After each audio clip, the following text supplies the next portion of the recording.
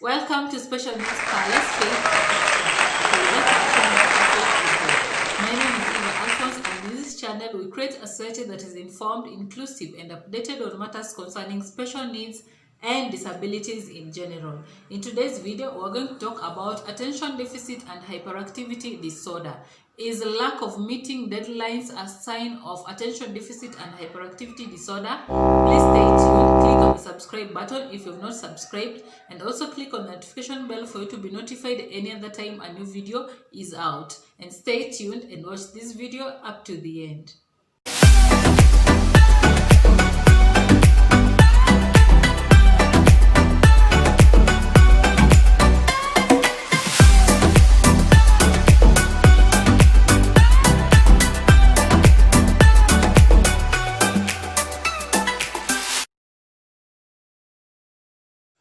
Attention deficit and hyperactivity disorder, in short terms, it's called ADHD, refers to a neurodevelopmental disorder whereby an individual has above normal levels of hyperactive and impulsive behavior. Underline the word above normal. In normal cases, you find that a child could be hyper, but then he or she could be triggered by something. Let's say we normally say they have something like sugar rush or something of the sort. But in this case, you find that these levels are above normal and they are not easy to maintain or rather to control.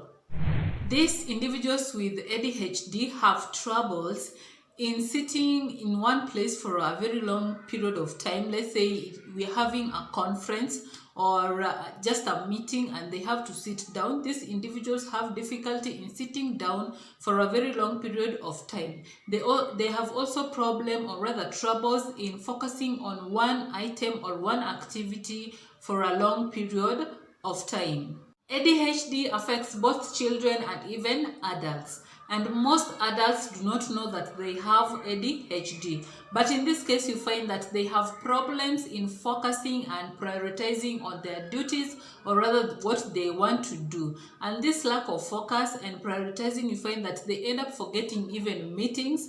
They are poor in social plans and they never meet their deadlines. Always giving excuses. Sometimes they're even lame excuses because they do not give priority to what they're supposed to do. You know very well you're supposed to prepare for a meeting, but instead of that you go out, you're watching a movie, or you're just doing your own things, and then you end up forgetting the meeting, or rather not being able to attend to the meeting. Or if you're working on certain project, then you're not able to complete it on the deadline because you didn't have priority for your plans. And on impulsive behavior, impatience. You cannot even wait on a line when you arrived at a place you're supposed to be served, but you are just impatient. You cannot even wait on the line. This can lead to even outbursts of anger. You're just angry, you just want to be served so fast and get out of that place because you cannot stay on that line for a very long period of time. ADHD. Let's look at some of the signs and symptoms of ADHD in children. Sign number 1 is self-focused behavior. These are children, you find that they are not involved in a game. There's a group of certain children who are just playing. Let's say they're using sand to build castles and they're just playing on their own in a very calm manner. But these individuals just come from nowhere and destroy everything that they are doing. They do not understand that even these other individuals need they have their own desires, they have their own needs. So their behavior is so self-centered. They think that everything only belongs to them. And these other individuals are not supposed to use whatever they are using, or they're just not supposed to play the games they are playing. They are so self-centered. Sign number 2 is lack of focus.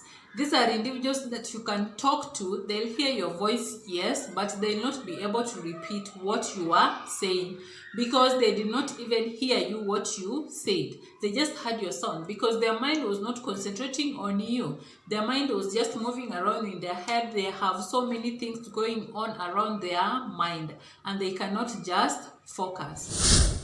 Another sign number 3 is that they avoid tasks that need mental focus. This includes tasks like homework. They don't want to do their homework. They don't want to concentrate on something because they know very well they're not going to focus on it. So most of the times you find that they are avoiding even to do their homework. They don't want to do it.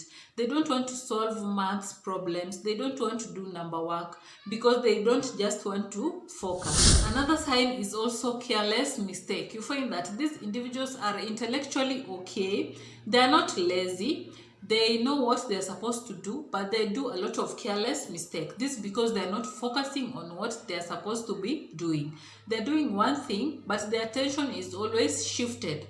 They're attending to this, they're attending to that, and they cannot focus on that particular thing they're doing, and they end up doing very careless mistakes. Another sign is also daydreaming. These are individuals who just sit down, stare into space, daydream, and ignore everything else that is going on around them.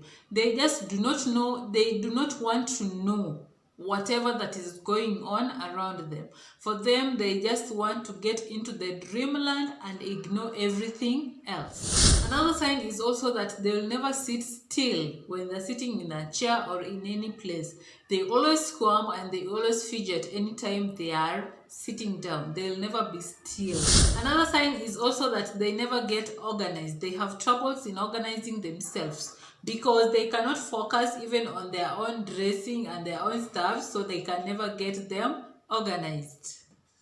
And the last sign is that these symptoms occur both at school and even at home. There are certain children you find that they will show certain symptoms at home or certain characteristics at home only, but when they go to school, they are a very different person.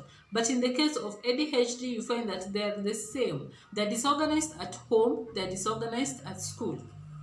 They daydream at school, they daydream at home. So for them, the environment doesn't make things different. And quickly, let's look at some of the symptoms in adults. Number 1, poor time management.